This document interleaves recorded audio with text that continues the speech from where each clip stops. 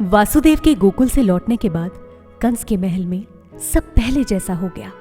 कारागार के ताले लग गए। देवकी और वासुदेव कड़ियों से बंध गए। द्वारपाल नींद से जाग गए। कंस बेसब्री से बच्चे के रोने की आवाज का इंतजार कर रहा था। जैसे ही बच्चे के रोने की आवाज आई, द्वारपाल कंस के पास पहुंचे और बच्चे के जन्म की खबर दी। कंस बिना देरी किए कारागार की तरफ बढ़ने लगा। जैसे ही देवकी ने कंस को देखा तो वो कंस से प्रार्थना करने लगी, मेरे प्रिय भ्राता, तुम इस कन्या की हत्या मत करो। मैं वचन देती हूं कि इस कन्या का विवाह तुम्हारे पुत्र से ही होगा। तुम्हारा वध एक कन्या नहीं करेगी। तुम पहले ही मेरे पुत्रों की हत्या कर चुके हो। इस कन्या को छोड़ दो। लेकिन कंस कहाँ सुनने वाला था। उसने कन्या को जबरदस्ती पकड़कर वहां रखे पत्थर पे पटकने का प्रयास किया। इस बात से अंदाजा लगाया जा सकता है कि कंस कितना अधर्मी और निर्दयी था। कन्या अचानक से उसके हाथ से फिसल गई और आसमान में जाकर 8 हाथों वाली देवी का रूप धारण किया। सुंदर वस्त्रों और आभूषणों से सुसज्जित कन्या के हाथों में शंख, गदा, तलवार, चक्र, धनुष, तीर और कवच था। ये रूप देखकर बाकी ग्रहों के देवी देवता उस कन्या को प्रणाम करने लगे। तभी कन्या ने कंस से कहा, मूर्ख, तुम मेरी हत्या करोगे? वो बालक जो तुम्हारी हत्या करेगा मुझसे पहले कहीं जन्म ले चुका है। अपनी बहन के साथ इतना अनर्थ मत करो। इस रूप के बाद देवी दुर्गा संसार में अलग अलग नाम से जानी गई। ये बात सुनकर कंस को बहुत ज्यादा डर लगा और दया करके वासुदेव और देवकी को मुक्त कर दिया। कंस ने कहा, मेरी प्रिय बहन, मुझे माफ करना। मैंने बहुत बड़ा पाप किया है। अपने भांजों की जान ली है, तुम्हें सताया है। मैं नहीं जानता कि इन पापों का फल मुझे क्या मिलेगा। शायद मुझे भी अब नरक में ही स्थान मिलेगा, जहां ब्रह्म हत्या करने वाले लोग जाते हैं। लेकिन मुझे आश्चर्य है कि आकाशवाणी कैसे गलत साबित हुई। ऐसा लगता है कि अब आकाशवाणियां भी झूठी होने लगी हैं। मेरी बहन देवकी, तुम अपनी संतानों का शोक मत मनाना, जिनकी हत्या मेरे हाथों हुई है।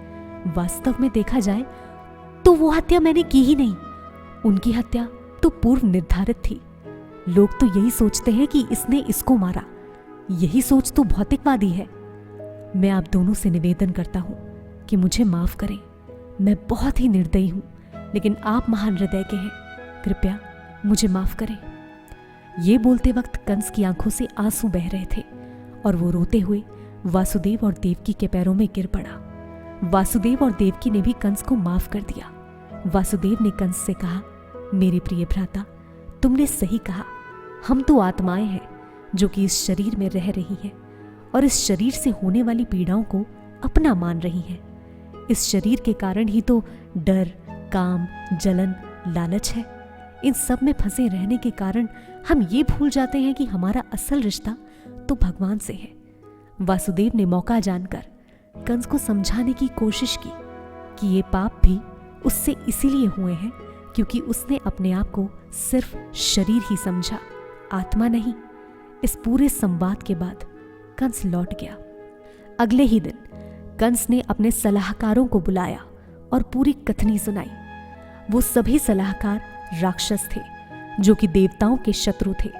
हालांकि उनमें ज्यादा दिमाग नहीं था, लेकिन फिर भी वो कंस को अपनी सलाह देने लगे और कहा, महाराज, पिछले 10 दिनों में जितने भी नवजात शिशु हुए हैं, हमें उन सब की हत्या कर देनी चाहिए। देवता भी हमारा कुछ नहीं कर सकेंगे। देवता अगर चाहें तो भी हमसे नहीं लड़ पाएंगे क्योंकि वो आपकी शक्ति से डरते हैं। ये तो हमने पहले भी देखा है कि आपके सामने कोई देवता युद्ध में खड़ा ही नहीं हो पाता। देवता सिर्फ शांति के समय बहादुरी दिखाते हैं। युद्ध क्षेत्र में कोई खड़ा नहीं हो पाता। हालांकि विष्णु, शिव और ब्रह्मा सदैव देवताओं की मदद के लिए तैयार रहते हैं, लेकिन ये तीनों तो अभी अपनी अपनी क्रियाओं को करने में व्यस्त हैं, तो देवताओं की सहायता के लिए वो भी उपस्थित नहीं होंगे। देवताओं की शक्ति विष्णु से है क्योंकि अंतिम लक्ष्य तो विष्णु को प्रसन्न करना ही है। ये ब्राह्मण, गाय, यज्ञ, दान, पुण्य विष्णु को प्रसन्न करने के लिए ही तो है।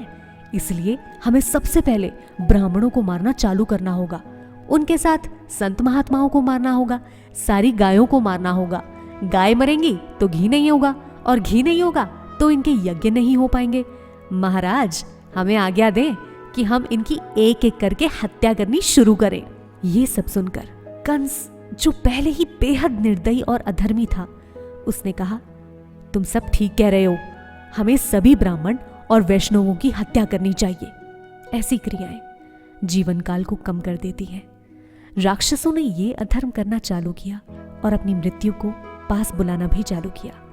भगवान के भक्त के साथ अत्याचार करना भगवान के साथ अत्याचार करने से भी बड़ा अपराध है, सबसे बड़ा पाप है।